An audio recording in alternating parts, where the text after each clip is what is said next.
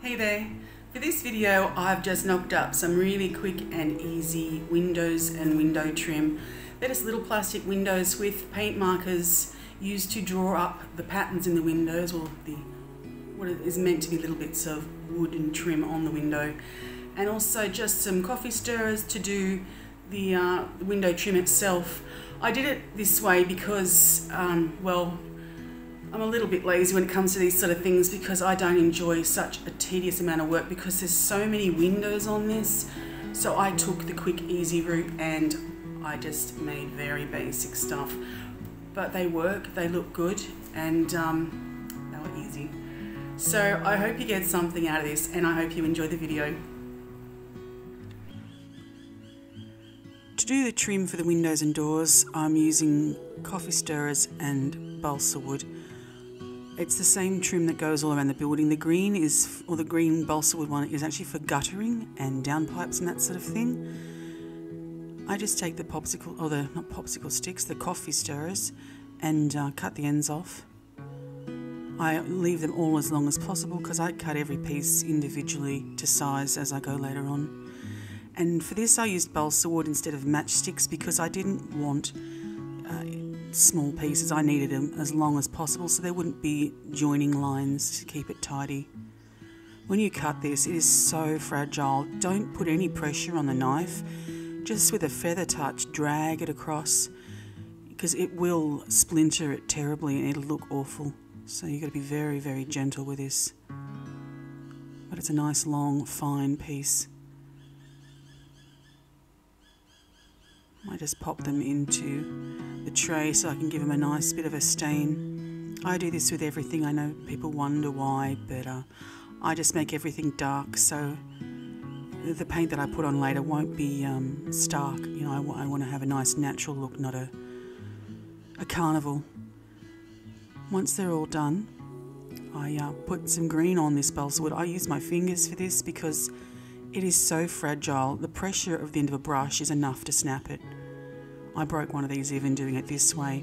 But fortunately, once that paint dries, it does fortify it just a little bit. It's strong enough to use on a building. And I did some matchsticks for good measure, because if it's not a long piece, I'd rather use a little bit stronger wood, and matchsticks are much stronger than balsa. With the coffee stirrers, I just put a bit of, I use house paint for the first coat. It's just like I'll call it eggshell. It's a whitish kind of paint. And then I put on this yellowy paint that I made. And yellowy, so specific. But it's matched to the building.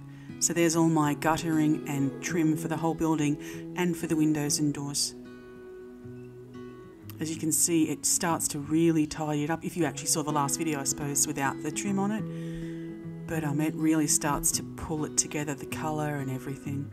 This piece was the most difficult thing I've ever had to cut. I broke it twice and super glued it to my fingers 3 times trying to repair it. It was a nightmare, but it looks really nice. So it worked out. I'm happy with it. And I'll be putting pieces like this all the way around. This is your opportunity to start really tidying things up. If you've got any errors and that sort of thing, you can really, you know, get away with neatening things if you're like me and poor with measuring, or just simply a little bit lazy. This stuff is great. And the colours are beautiful as well.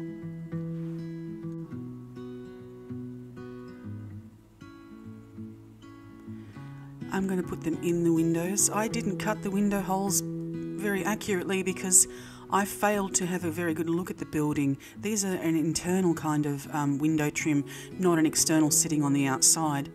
So I did neaten them up as much as I could before I put these in. Not as tidy as I would have liked, but the windows are easy to make when they're an internal one like this. You can just cut them to size little bit by little bit and then slot them in. Always cut them just a little bit too big so you have a little bit to take off. They just fit really nice and snugly and go all the way around on every single window, all 3,000 of them. And these little pieces in the bottom. And this is not completely accurate, but it looks very much like the actual building. So I thought, it's good enough.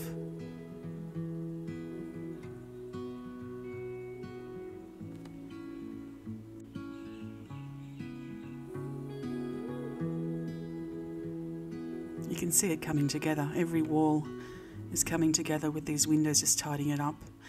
This plastic sheeting I get out of little picture frames. It's just the right thickness and flexibility. I cut it into 3 pieces. I'm being very sparing with it because I struggle to get my hands on this sort of thing. It's very difficult to get a frame with plastic. They're almost always glass. So I cut them up as close as I can, a little bigger than the window because I'll be gluing them in the back, not snugly fitting them because that takes time and effort. So I'm just going to roughly make sure they're a little bit bigger and be as careful as I can to make sure that I get this part correct. I'm just imitating what I can see in the photograph, which is this one's a very basic window. These pens you'll find will come off if you scratch them. So when you glue your windows in, make sure you make the paint side inwards so they can't ever be touched, and then they'll never come off.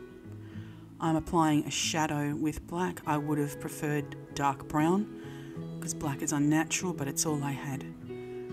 When you do your shadows, do make sure that every shadow is on the correct side. Don't have one on the left side and then one on the right, because it'll throw off the appearance of light and shadow on any wall that you're working on. And then I just glue them in as neatly as possible. I use a water-based thick glue. I wouldn't use super glue because if you don't get it right the first time and it adheres quickly, you might be stuck with a little bit of a problem. Gives you a chance to neaten it up if you can move it around with the thick glue. I ran out of little plastic frames, so I cut this off a box from a vehicle that I had. It's a little bit wonky, but nobody will notice. Drawing this up was a bit fiddly under the camera. I struggled a bit. It's not as neat as I would have liked, simply because I was doing it under the camera, but you get the gist.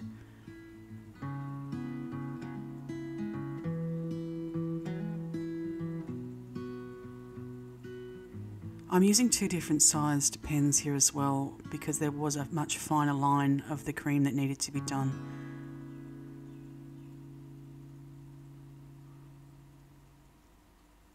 I'm using this little stick because the ruler also is just too clunky to be trying to move around on this, and I can't fully see what I was doing.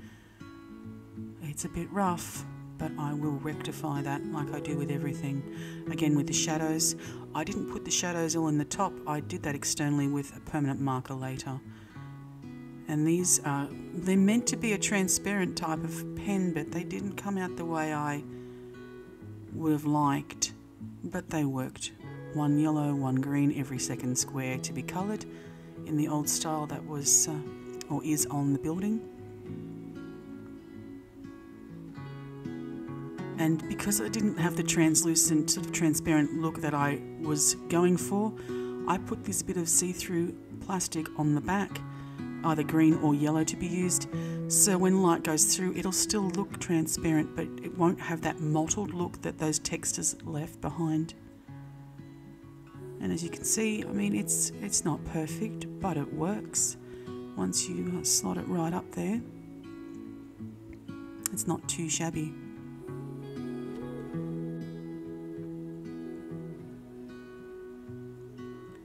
For this trim, I used some polymer clay. I couldn't figure out anything else, and I did not want to go trying to cut any more curves into the balsa wood. So I just cut strips of it, and I painted it with the cream. It was already grey, so I just put the cream on, and it's flexible, it's strong, and it's so malleable. I just loved how it's sort of snugly fits. I used the popsicle sticks on the side, or the coffee stirrers, and then as you can see, this is just fantastic to put any kind of curvature on anything. It's really ideal. Yeah. And then just for the fancy work beneath the windows, I used again the balsa wood, which was painstaking work to get into this shape, and a matchstick just for the top to give it some depth. I don't want to just try and carve one piece and have it look almost one-dimensional or two-dimensional. And just cut the angles. I'm trying to get some sort of layer of depth on these pieces. It's almost like a shelf, the way it sits out, or almost like a little mantelpiece really. And then I just draw in a secondary line because it's a little more shallow than the top one. So I'm trying to have it almost like a stepping down at an angle appearance, which worked fairly well. Once I glued them together, I just gave them a stain like I do with everything.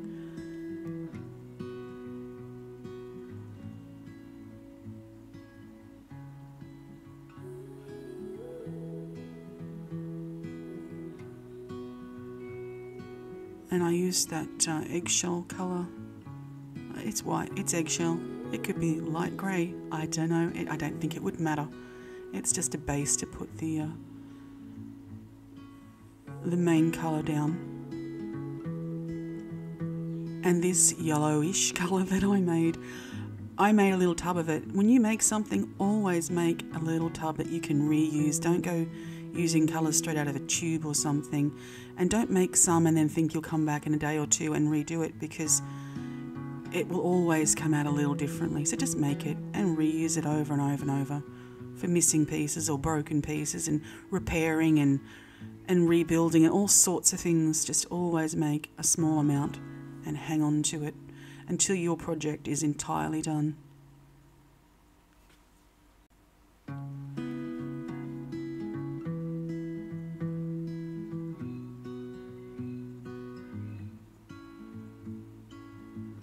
These came out really nice. I did use a brown pencil just to draw those lines in again a little more sharply because the paint muted them and filled them.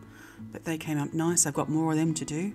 And doors and all the terrain and a fence and downpipes and chimneys and whatever have you. But this came out looking really nice. The windows are a nice quick fix, which takes some of the pain out of the huge amount of labour that this project is.